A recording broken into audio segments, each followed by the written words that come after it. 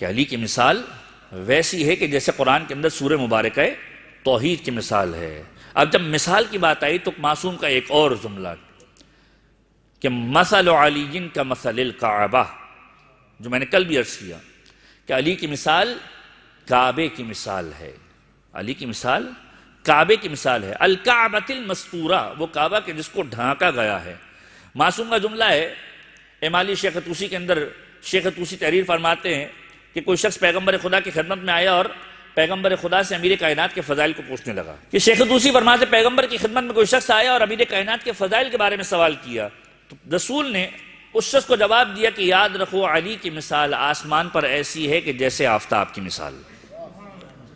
علی کی مثال آسمانوں پر ایسی ہے جیسے سورج کی مثال کہ جس کی روشنی سے پورا آسمان منور ہو جایا کرتا ہے۔ اور اس کے بعد فرمایا کہ علی کی مثال زمین پر ایسی ہے کہ جیسے چاند کی مثال، کہ پوری زمین چاند سے منور ہو جایا کرتی ہے۔ اور پھر جملہ کہا کہ اگر علی کے فضائل کو تقسیم کرنا شروع کریں، علی کے فضائل کو لوگ شمار ہی نہیں کر سکتے۔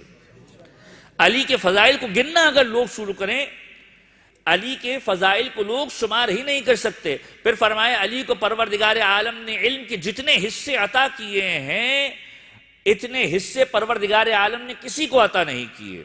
اور کہا علی کو جتنے فہم کے حصے پروردگار عالم نے عنایت کیے ہیں، اتنے کسی کو عنایت نہیں کیے۔ پھر کہا کہ اگر کوئی خلق یحییٰ کو دیکھنا چاہتا ہے، کوئی زہد ایوب کو دیکھنا چاہتا ہے، کوئی ملکیت سلیمان کو دیکھنا چاہتا ہے، کوئی موسیٰ کی ہیبت کو دیکھنا چاہتا ہے، کوئی عیسیٰ کے زہد کو دیکھنا چاہتا ہے، علی کے چہرے کی جانب نگاہ کرے۔ اور اس کے بعد جملہ کہا علی کی مثال بیت اللہ جیسی ہے کہ جس کی زیارت کے لیے جایا جاتا ہے۔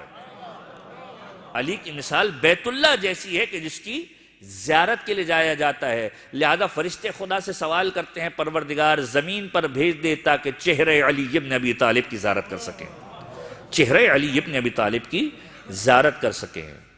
علی وہ ہے کہ جس کو پروردگار عالم نے فضائل کے اندر ایک رتبہ عنایت کیا ہے۔